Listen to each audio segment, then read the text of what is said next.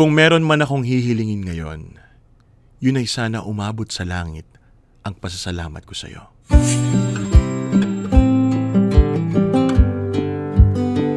Dear MOR, a blessed day sa lahat ng masugid na tagapanood at tagapakinig ng inyong programa. My name is Rose, 66 years old at isa akong retired public teacher dito sa Bulacan. Bago ang lahat ay nais ko sanang sabihin na fan talaga ako ng inyong programa. Gustong gusto ko po kasi kung paano binabasa ang mga kwentong pinapadala sa inyo. Napasulat ako sa inyo ngayon kasi nais ko sanang ibahagi ang kwento namin ng kapatid kong si Vic. Mga kamorkada, pinanganak ako sa isang pamilyang sabihin na nating hindi mayaman, pero hindi rin naman naghihirap. Napag-aral naman kaming lahat ng aming mga magulang sa abot ng kanilang makakaya. Sa aming apat ay ako lamang ang nakapagtapos ng pag-aaral. Basta wag mong kakalimutan ng mga kapatid mo, ha? Kapag maganda na ang lagay ng buhay mo at nangangailangan sila, dapat lagi kang handang tumulong sa kanila. Yan ang laging paalala sa akin ng aking ama nung nabubuhay pa siya. Sa paglipas ng panahon, nabawasan ang pamilya namin. Unang nawala ang aking ama. Sumunod ang aking ina. At ang aking panganay na kapatid na si Leonor. Tanging ako na lamang at ang dalawang nakababata kong kapatid ang natira sa amin. Sa awa naman ng Diyos ay nakapag-asawa ang aking bunsong kapatid na si Gary. Nagawa niyang bumuo ng sarili niyang pamilya at meron na rin siyang sariling mga anak. Hindi na namin masyadong inaalala si Gary kasi alam namin ni Vic na nasa mabuti siyang mga kamay. Kami na lamang ni Vic ang laging nakakapag-usap. Hindi kasi nakapag-asawa ang kapatid ko na ito. Subsub kasi siya sa negosyong karinderya na pinundar niya noon. Hindi lilipas ang isang linggo na hindi kami nakakapagkwentuhan itong si Vic. Pinagtabi kita ng paborito mong ulam. Dinamihan ko luto kanina. Dadalhin ko na lang dyan sa inyo mamaya, ha? Yan ang laging sinasabi sa akin ni Vic kapag nagkakatawagan kami. Ewan ko ba? Pero siguro minsan nakakaramdam din ng pag-iisa itong kapatid ko. Kaya hanggat maaari ay tinatawagan niya ako. Maaasahan ang kapatid kong si Vic. Sa tuwing may handaan dito sa amin, laging dumadayo ang kapatid ko para tulungan ako sa pagluluto. Kahit na minsan, biglaan, lagi pa ring sumusugod si Vic para matulungan ako. Basta kapag kailangan mo ng tulong, tawagan mo lang ako lagi, ha? Ano ba naman yung dumayo ako para matulungan ka?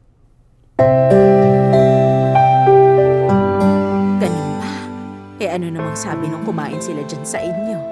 Yun, masarap daw. Sa dinami-dami daw nung nakainan nila dito lang sila talaga nasarapan. Maiba nga pala ako. Kumusta ka na ba? Nabalitaan ko kasi kay Aling Siling na bigla ka na lang daw natumba nung isang araw.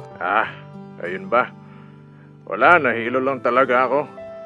Marami kasi akong niluto nitong araw ayun, at nagpaluto yung kakilala ko at birthday daw ng anak. Ganun ba? Kung magpatingin ka na kaya, hindi naman sa pag-aano. Para lang makasigurado. Hindi ka na bumabata, ha? Okay lang ako. Pagod lang talaga yun. Vic naman, dapat ingatan mo ang katawan mo, ha? Mag-isa ka lang sa buhay. Dapat tutok ka sa kalusugan mo. Oo siya. Pagka nagka-oras ako magpapatingin ako. Oo, sige. Next week pala, magpapahatid na lang ako kay Utoy, ha? Ikaw na lang magbayad ng tricycle para mapabilis ako. Mukhang marami kang ipapaluto Sige lang. Kompleto na ba yung gamit mo? Yung mga karne na lang ang bibilhin. Nabili ko na lahat ng sibuyas at iba pang kailangan. Sige. Samahan mo akong mamili ng karne, ha? Magaling ka sa ganyan Sige, walang problema. Paano? Next week na lang, ha? Magluluto pa ako Sige, kita na lang tayo.